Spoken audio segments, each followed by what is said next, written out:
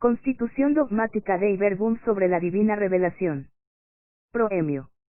1. El Santo Concilio, escuchando religiosamente la palabra de Dios y proclamándola confiadamente, hace cuya la frase de San Juan, cuando dice, os anunciamos la vida eterna, que estaba en el Padre y se nos manifestó, lo que hemos visto y oído os lo anunciamos a vosotros, a fin de que viváis también en comunión con nosotros, y esta comunión nuestra sea con el Padre y con su Hijo Jesucristo. 1 JN 1,2-3. Por tanto, siguiendo las huellas de los concilios Tridentino y Vaticano I, se propone exponer la doctrina genuina sobre la divina revelación y sobre su transmisión para que todo el mundo, oyendo, crea el anuncio de la salvación, creyendo, espere, y esperando, ame. Capítulo y la revelación en sí misma. Naturaleza y objeto de la revelación. 2. Dispuso Dios en su sabiduría revelarse a sí mismo y dar a conocer el misterio de su voluntad, mediante el cual los hombres, por medio de Cristo, Verbo encarnado, tienen acceso al Padre en el Espíritu Santo y se hacen consortes de la naturaleza divina. En consecuencia, por esta revelación, Dios invisible habla a los hombres como amigos, movido por su gran amor y mora con ellos, para invitarlos a la comunicación consigo y recibirlos en su compañía. Este plan de la revelación se realiza con hechos y palabras intrínsecamente conexos entre sí, de forma que las obras realizadas por Dios en la historia de la salvación manifiestan y confirman la doctrina y los hechos significados por las palabras, y las palabras, por su parte, proclaman las obras y esclarecen el misterio contenido en ellas. Pero la verdad íntima acerca de Dios y acerca de la salvación humana se nos manifiesta por la revelación en Cristo, que es a un tiempo mediador y plenitud de toda la revelación. Preparación de la revelación evangélica. 3. Dios, creándolo todo y conservándolo por su verbo, da a los hombres testimonio perenne de sí en las cosas creadas, y, queriendo abrir el camino de la salvación sobrenatural, se manifestó, además, personalmente a nuestros primeros padres ya desde el principio. Después de su caída alentó en ellos la esperanza de la salvación, con la promesa de la redención, y tuvo incesante cuidado del género humano, para dar la vida eterna a todos los que buscan la salvación con la perseverancia en las buenas obras.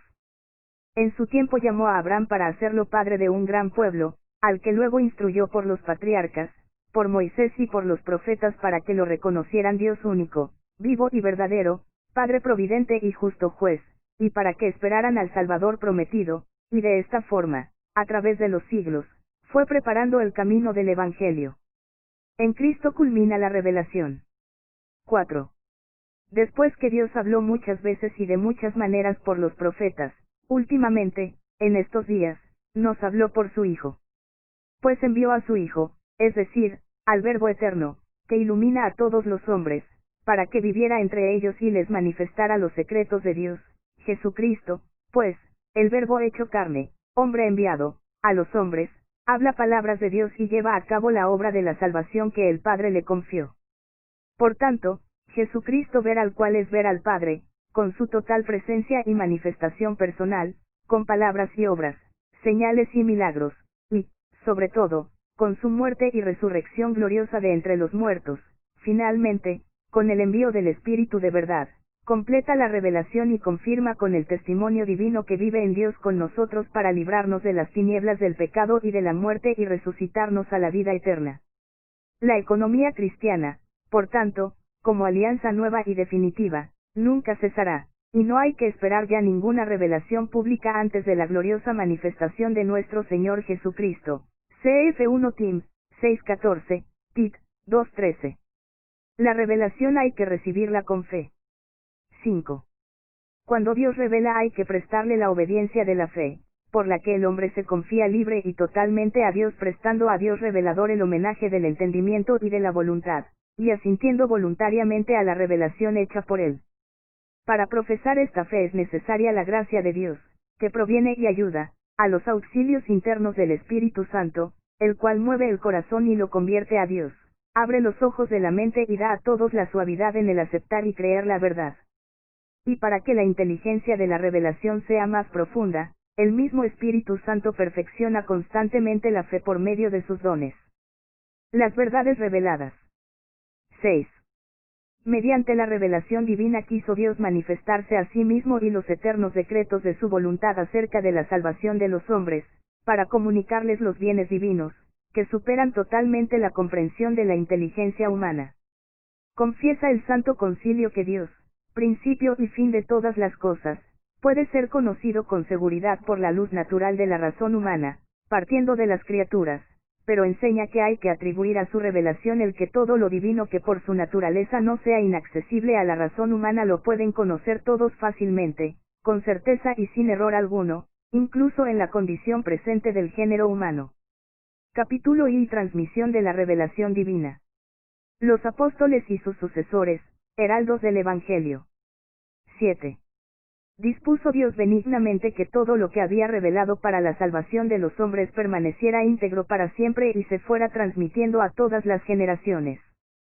Por ello Cristo Señor, en quien se consuma la revelación total del Dios Sumo, mandó a los apóstoles que predicaran a todos los hombres el Evangelio, comunicándoles los dones divinos. Este Evangelio, prometido antes por los profetas, lo completó él y lo promulgó con su propia boca, como fuente de toda la verdad salvadora y de la ordenación de las costumbres. Lo cual fue realizado fielmente, tanto por los apóstoles, que en la predicación oral comunicaron con ejemplos e instituciones lo que habían recibido por la palabra, por la convivencia y por las obras de Cristo, o habían aprendido por la inspiración del Espíritu Santo, como por aquellos apóstoles y varones apostólicos que, bajo la inspiración del mismo Espíritu, escribieron el mensaje de la salvación. Mas para que el Evangelio se conservara constantemente íntegro y vivo en la Iglesia, los apóstoles dejaron como sucesores suyos a los obispos, entregándoles su propio cargo del magisterio. Por consiguiente, esta sagrada tradición y la sagrada escritura de ambos testamentos son como un espejo en que la Iglesia peregrina en la tierra contempla a Dios, de quien todo lo recibe, hasta que le sea concedido el verbo cara a cara, tal como es, cf1jn, 3:2. La sagrada tradición. 8. Así, pues, la predicación apostólica, que está expuesta de un modo especial en los libros inspirados, debía conservarse hasta el fin de los tiempos por una sucesión continua. De ahí que los apóstoles, comunicando lo que de ellos mismos han recibido, amonestan a los fieles que conserven las tradiciones que han aprendido o de palabra o por escrito, y que sigan combatiendo por la fe que se les ha dado una vez para siempre. Ahora bien, lo que enseñaron los apóstoles encierra todo lo necesario para que el pueblo de Dios viva santamente y aumente su fe, y de esta forma la Iglesia, en su doctrina, en su vida y en su culto perpetúa y transmite a todas las generaciones todo lo que ella es, todo lo que cree. Esta tradición, que deriva de los apóstoles, progresa en la Iglesia con la asistencia del Espíritu Santo, puesto que va creciendo en la comprensión de las cosas y de las palabras transmitidas, ya por la contemplación y el estudio de los creyentes, que las meditan en su corazón y, ya por la percepción íntima que experimentan de las cosas espirituales, ya por el anuncio de aquellos que con la sucesión del episcopado recibieron el carisma cierto de la verdad. Es decir, la Iglesia, en el decurso de los siglos, tiende constantemente a la plenitud de la verdad divina, hasta que en ella se cumplan las palabras de Dios. Las enseñanzas de los santos padres testifican la presencia viva de esta tradición, cuyos tesoros se comunican a la práctica y a la vida de la Iglesia creyente y orante. Por esta tradición conoce la Iglesia el canon íntegro de los libros sagrados, y la misma Sagrada Escritura se va conociendo en ella más a fondo y se hace incesantemente operativa, y de esta forma, Dios, que habló en otro tiempo, habla sin intermisión con la esposa de su amado Hijo, y el Espíritu Santo, por quien la voz del Evangelio resuena viva en la Iglesia, y por ella en el mundo, va induciendo a los creyentes en la verdad entera, y hace que la palabra de Cristo habite en ellos. Abundantemente, cf. Colonia, 3:16. Mutua relación entre la Sagrada Tradición y la Sagrada Escritura. 9. Así, pues, la Sagrada Tradición y la Sagrada Escritura están íntimamente unidas y compenetradas. Porque surgiendo ambas de la misma divina fuente, se funden en cierto modo y tienden a un mismo fin.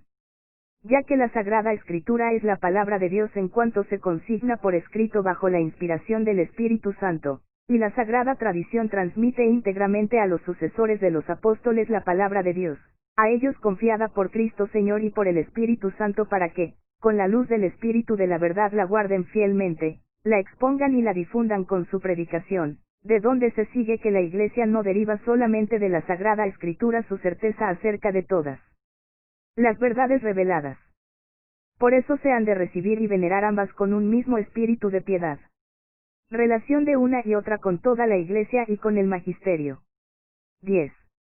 La Sagrada Tradición, pues, y la Sagrada Escritura constituyen un solo depósito sagrado de la palabra de Dios, confiado a la Iglesia, fiel a este depósito todo el pueblo santo, unido con sus pastores en la doctrina de los apóstoles y en la comunión, persevera constantemente en la fracción del pan y en la oración, cf. Act.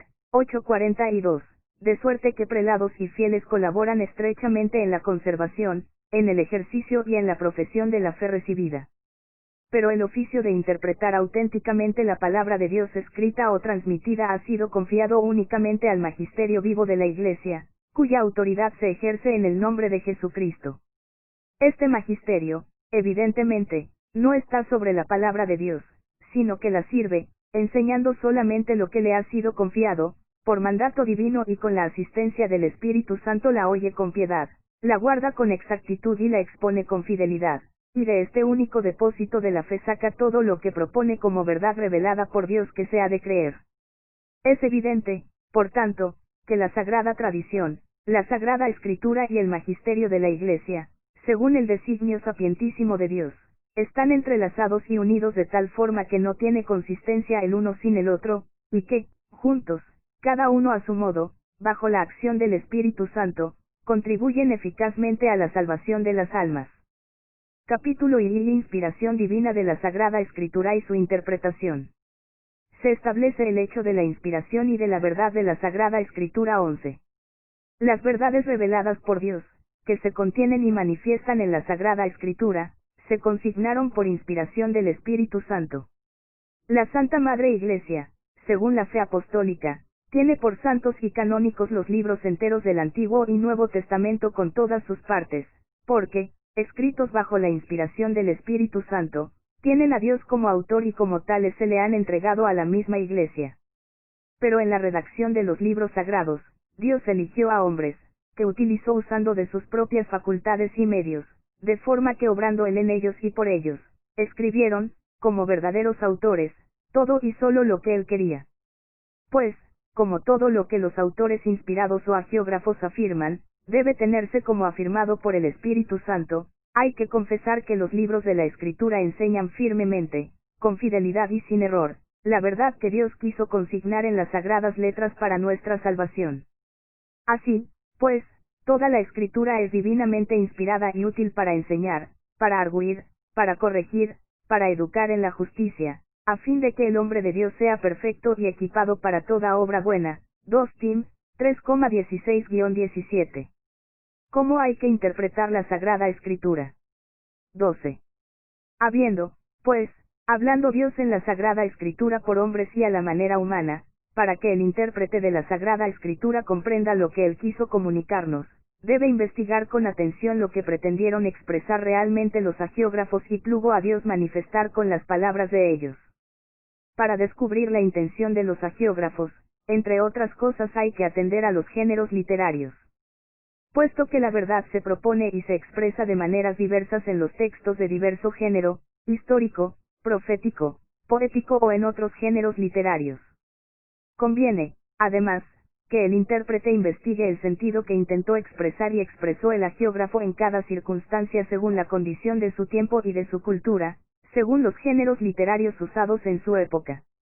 Pues para entender rectamente lo que el autor sagrado quiso afirmar en sus escritos, hay que atender cuidadosamente tanto a las formas nativas usadas de pensar, de hablar o de narrar vigentes en los tiempos del agiógrafo, como a las que en aquella época solían usarse en el trato mutuo de los hombres. Y como la Sagrada Escritura hay que leerla e interpretarla con el mismo espíritu con que se escribió para sacar el sentido exacto de los textos sagrados, hay que atender no menos diligentemente al contenido y a la unidad de toda la Sagrada Escritura, teniendo en cuenta la tradición viva de toda la Iglesia y la analogía de la fe. Es deber de los exegetas trabajar según estas reglas para entender y exponer totalmente el sentido de la Sagrada Escritura, para que, como en un estudio previo, vaya madurando el juicio de la Iglesia. Porque todo lo que se refiere a la interpretación de la Sagrada Escritura, está sometido en última instancia a la Iglesia, que tiene el mandato y el ministerio divino de conservar y de interpretar la palabra de Dios. Condescendencia de Dios. 13.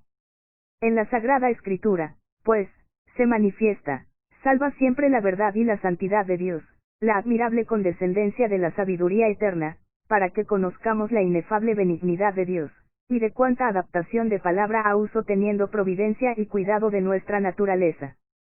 Porque las palabras de Dios expresadas con lenguas humanas se han hecho semejantes al habla humana, como en otro tiempo el Verbo del Padre Eterno, tomada la carne de la debilidad humana, se hizo semejante a los hombres. Capítulo I del Antiguo Testamento. La historia de la salvación consignada en los libros del Antiguo Testamento. 14. Dios amantísimo, buscando y preparando solícitamente la salvación de todo el género humano, con singular favor se eligió un pueblo, a quien confió sus promesas. Hecho, pues, el pacto con Abraham y con el pueblo de Israel por medio de Moisés, de tal forma se reveló con palabras y con obras a su pueblo elegido como el único Dios verdadero y vivo, que Israel experimentó cuáles eran los caminos de Dios con los hombres, y, hablando el mismo Dios por los profetas, los entendió más hondamente y con más claridad de día en día, y los difundió ampliamente entre las gentes.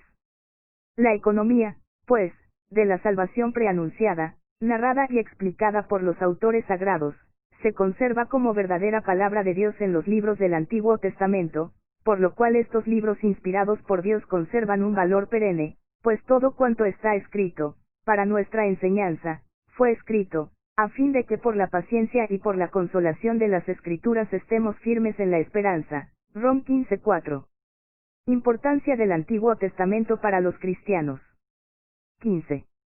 La economía del Antiguo Testamento estaba ordenada, sobre todo, para preparar, anunciar proféticamente y significar con diversas figuras la venida de Cristo Redentor universal y la del reino mesiánico. Mas los libros del Antiguo Testamento manifiestan a todos el conocimiento de Dios y del hombre, y las formas de obrar de Dios justo y misericordioso con los hombres, según la condición del género humano en los tiempos que precedieron a la salvación establecida por Cristo. Estos libros, aunque contengan también algunas cosas imperfectas y adaptadas a sus tiempos, demuestran, sin embargo, la verdadera pedagogía divina. Por tanto, los cristianos han de recibir devotamente estos libros, que expresan el sentimiento vivo de Dios, y en los que se encierran sublimes doctrinas acerca de Dios y una sabiduría salvadora sobre la vida del hombre, y tesoros admirables de oración, y en los que, por fin, está latente el misterio de nuestra salvación. Unidad de ambos testamentos. 16. Dios, pues, inspirador y autor de ambos testamentos, dispuso las cosas tan sabiamente que el Nuevo Testamento está latente en el Antiguo y el Antiguo está patente en el Nuevo. Porque, aunque Cristo fundó el Nuevo Testamento en su sangre, no obstante los libros del Antiguo Testamento recibidos íntegramente en la proclamación evangélica, adquieren y manifiestan su plena significación en el Nuevo Testamento, ilustrándolo y explicándolo al mismo tiempo. Capítulo VL Nuevo Testamento. Excelencia del Nuevo Testamento. 17. La palabra divina que es poder de Dios para la salvación de todo el que cree, se presenta y manifiesta su vigor de manera especial en los escritos del Nuevo Testamento. Pues al llegar la plenitud de los tiempos el Verbo se hizo carne y habitó entre nosotros lleno de gracia y de verdad. Cristo instauró el reino de Dios en la tierra, manifestó a su Padre y a sí mismo con obras y palabras y completó su obra con la muerte, resurrección y gloriosa ascensión, y con la misión del Espíritu Santo. Levantado de la tierra, atrae a todos a sí mismo, Él, el único que tiene palabras de vida eterna. Pero este misterio no fue descubierto a otras generaciones, como es revelado ahora a sus santos apóstoles y profetas en el Espíritu Santo, para que predicaran el Evangelio, suscitaran la fe en Jesús, Cristo y Señor, y congregaran la Iglesia. De todo lo cual los escritos del Nuevo Testamento son un testimonio perenne y divino. Origen apostólico de los Evangelios. 18. Nadie ignora que entre todas las escrituras, incluso del Nuevo Testamento, los Evangelios ocupan, con razón, el lugar preeminente, puesto que son el testimonio principal de la vida y doctrina del Verbo encarnado, nuestro Salvador. La Iglesia siempre ha defendido y defiende que los 4 evangelios tienen origen apostólico.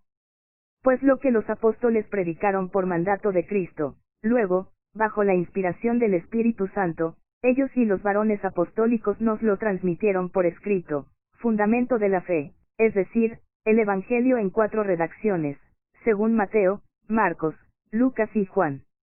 Carácter histórico de los Evangelios. 19.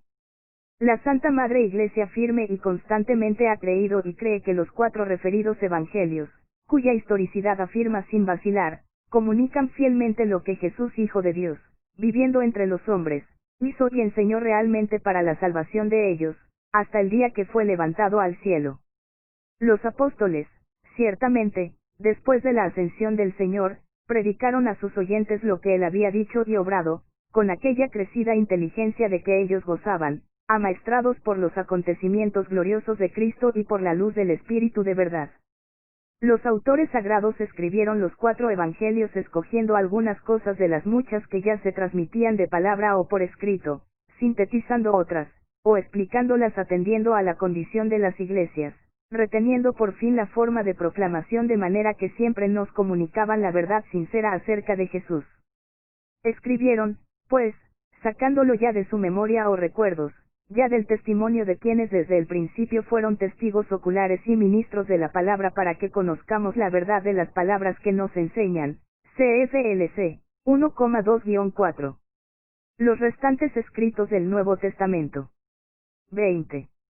El canon del Nuevo Testamento, además de los 4 evangelios, contiene también las cartas de San Pablo y otros libros apostólicos escritos bajo la inspiración del Espíritu Santo, con los cuales, según la sabia disposición de Dios, se confirma todo lo que se refiere a Cristo Señor, se declara más y más su genuina doctrina, se manifiesta el poder salvador de la obra divina de Cristo, y se cuentan los principios de la Iglesia y su admirable difusión, y se anuncia su gloriosa consumación.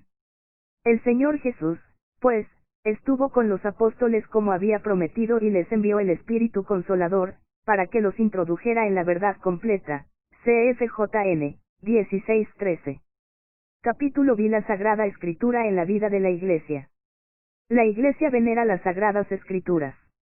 21. La Iglesia ha venerado siempre las Sagradas Escrituras al igual que el mismo cuerpo del Señor, no dejando de tomar de la mesa y de distribuir a los fieles el pan de vida, tanto de la palabra de Dios como del cuerpo de Cristo, sobre todo en la Sagrada Liturgia. Siempre las ha considerado y considera, juntamente con la Sagrada Tradición, como la regla suprema de su fe, puesto que, inspiradas por Dios y escritas de una vez para siempre, comunican inmutablemente la palabra del mismo Dios, y hacen resonar la voz del Espíritu Santo en las palabras de los profetas y de los apóstoles. Es necesario, por consiguiente, que toda la predicación eclesiástica, como la misma religión cristiana, se nutra de la Sagrada Escritura, y se rija por ella. Porque en los sagrados libros el Padre que está en los cielos se dirige con amor a sus hijos y habla con ellos, y es tanta la eficacia que radica en la palabra de Dios, que es, en verdad, apoyo y vigor de la Iglesia, y fortaleza de la fe para sus hijos, alimento del alma, fuente pura y perenne de la vida espiritual. Muy a propósito se aplican a la Sagrada Escritura estas palabras, pues la palabra de Dios es viva y eficaz, que puede edificar y dar la herencia a todos los que han sido santificados. Se recomiendan las traducciones bien cuidadas. 22. Es conveniente que los cristianos tengan amplio acceso a la Sagrada Escritura. Por ello la Iglesia ya desde sus principios, tomó como suya la antiquísima versión griega del Antiguo Testamento, llamada de los 70, y conserva siempre con honor otras traducciones orientales y latinas, sobre todo la que llaman Vulgata. Pero como la palabra de Dios debe estar siempre disponible, la Iglesia procura, con solicitud materna, que se redacten traducciones aptas y fieles en varias lenguas, sobre todo de los textos primitivos de los sagrados libros. Y si estas traducciones, oportunamente y con el beneplácito de la autoridad de la Iglesia, se llevan a cabo incluso con la colaboración de los hermanos separados, podrán usarse por todos los cristianos. Deber de los católicos doctos. 23.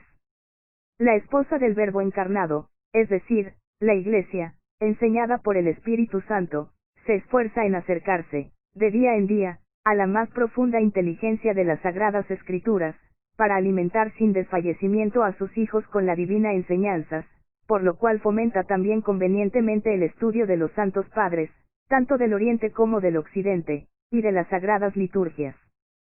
Los exegetas católicos, y demás teólogos deben trabajar, aunando diligentemente sus fuerzas, para investigar y proponer las letras divinas, bajo la vigilancia del Sagrado Magisterio, con los instrumentos oportunos, de forma que el mayor número posible de ministros de la palabra puedan repartir fructuosamente al pueblo de Dios el alimento de las Escrituras, que ilumine la mente, robustezca las voluntades y encienda los corazones de los hombres en el amor de Dios. El Sagrado Concilio anima a los hijos de la Iglesia dedicados a los estudios bíblicos, para que la obra felizmente comenzada, renovando constantemente las fuerzas, la sigan realizando con todo celo, según el sentir de la Iglesia. Importancia de la Sagrada Escritura para la teología. 24. La Sagrada Teología se apoya, como en cimientos perpetuos en la palabra escrita de Dios, al mismo tiempo que en la Sagrada Tradición, y con ella se robustece firmemente y se rejuvenece de continuo, investigando a la luz de la fe toda la verdad contenida en el misterio de Cristo. Las Sagradas Escrituras contienen la palabra de Dios y, por ser inspiradas, son en verdad la palabra de Dios. Por consiguiente, el estudio de la Sagrada Escritura ha de ser como el alma de la Sagrada Teología. También el ministerio de la palabra, esto es, la predicación pastoral, la catequesis y toda instrucción cristiana, en que es preciso que ocupe un lugar importante la homilía litúrgica, se nutre saludablemente y se vigoriza santamente con la misma palabra de la Escritura. Se recomienda la lectura asidua de la Sagrada Escritura. 25. Es necesario, pues, que todos los clérigos, sobre todo los sacerdotes de Cristo y los demás que como los diáconos y catequistas se dedican legítimamente al ministerio de la palabra, se sumerjan en las Escrituras con asidua lectura y con estudio diligente, para que ninguno de ellos resulte predicador vacío y superfluo de la palabra de Dios que no la escucha en su interior, puesto que debe comunicar a los fieles que se le han confiado, sobre todo en la Sagrada Liturgia, las inmensas riquezas de la palabra divina. De igual forma el Santo Concilio exhorta con vehemencia a todos los cristianos, en particular a los religiosos, a que aprendan el sublime conocimiento de Jesucristo, con la lectura frecuente de las divinas Escrituras. Porque el desconocimiento de las Escrituras es desconocimiento de Cristo.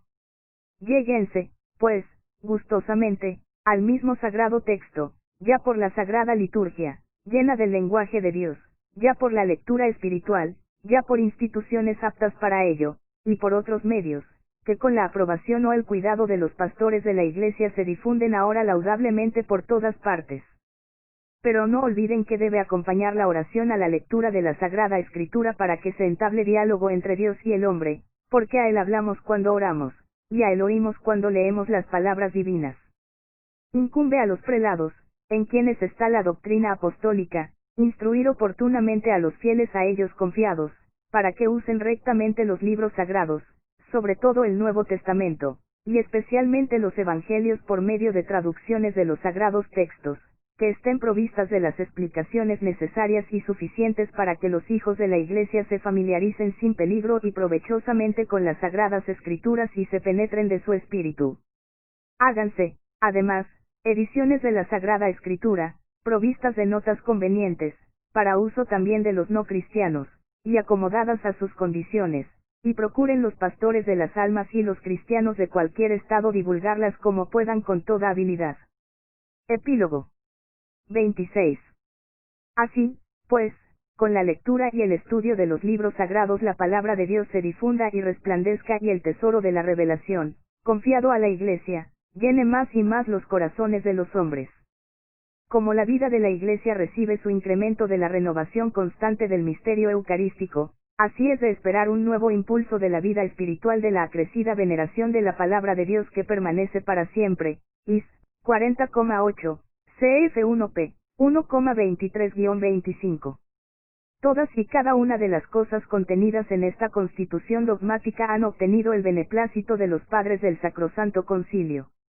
Y nos, en virtud de la potestad apostólica recibida de Cristo, juntamente con los venerables padres, las aprobamos, decretamos y establecemos en el Espíritu Santo, y mandamos que lo así decidido conciliarmente sea promulgado para gloria de Dios. Roma, en San Pedro, 18 de noviembre de 1965. Yo, Pablo, obispo de la Iglesia Católica.